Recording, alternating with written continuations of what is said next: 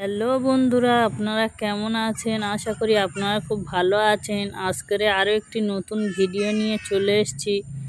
আজকের মুরগির মাংস আলু দিয়ে রান্না করব। দেখুন, এখানে আলুটা আমি ভেজে নিচ্ছি। আলুটা ভাজার পরে এখানে আমি কড়া বসিয়ে দিয়েছি, আর এখানে তেল দিয়ে দিচ্ছি দেখুন। আর ফোড়নে দিয়ে দিয়েছি গোটা গরম মশলা, আর দিয়ে দিচ্ছি পেঁয়াজটা আমি ভালো করে লাল করে ভেজে নেব। ভালো করে নাড়িয়ে নাড়িয়ে লাল করে ভেজে নেব। আর দেখুন, মুরগির মাংসটা দেখতেই পাচ্ছেন কতটা সুন্দর মুরগির মাংস। তো দেখুন, এখানে লবণ দিয়ে দিয়েছি, পেঁয়াজটা হালকা লাল হয়ে গিয়েছে। এখানে লবণ দিয়ে দিয়েছি, দিয়ে ভালো করে আমি নাড়িয়ে নিচ্ছি। এখানে স্বাদ মতো চিনি দিয়ে দিয়েছি। দেওয়ার পরে এখানে আমি দিয়ে দেব হলুদ গুঁড়ো, লাল মরিচের গুঁড়ো দিয়ে দেব।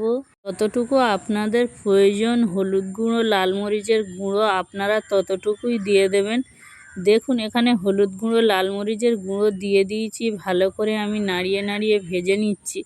আর এখানে দিয়ে দিচ্ছি আদা রসুনের পেস্ট। এখানে 4 চামচ আমি আদা রসুনের পেস্ট দিয়ে দিয়েছি। দিয়ে ভালো করে আমি কষিয়ে নিচ্ছি। দেখতে পাচ্ছেন এখানে একটু পানি দিয়ে আমি ভালো করে মশলাটা কষিয়ে নিচ্ছি। এইভাবে ভালো করে নাড়িয়ে নাড়িয়ে মশলাটা আমি কষিয়ে নেব। নেওয়ার পরে এখানে মাংসটা দিয়ে দিচ্ছি। দেখুন, আমার মশলাটা কষানো হয়ে গিয়েছে। এখানে মাংসটা দিয়ে দিচ্ছি। মাংসটা দিয়ে আমি ভালো করে কষিয়ে নেব। এইভাবে নাড়িয়ে নাড়িয়ে আমি কষিয়ে নেব। দেখুন কতটা পানি বার হয়েছে মাংস থেকে, দেখেই বুঝতে পারছেন। এইভাবে আমি নাড়িয়ে চাড়িয়ে কষিয়ে নেব। মাংসটা ভালো করে আমি নাড়িয়ে নাড়িয়ে আমি পানিটাকে শুকিয়ে নেব। দেখুন কতটা শুকিয়ে এসছে পানিটা।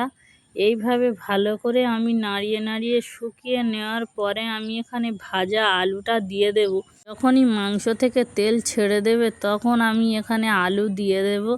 তো দেখুন, মাংস থেকে তেল ছেড়ে দিয়েছে, আর এখানে আমি ভাজা আলুগুলো দিয়ে দেব। দিয়ে ভালো করে একটু নাড়িয়ে আমি কষিয়ে নেব। নেওয়ার পরে এখানে আমি পানি দিয়ে দেব। হালকা সিদ্ধ হয়ে আছে আলু, আর এখানে পানি দিয়ে দেব।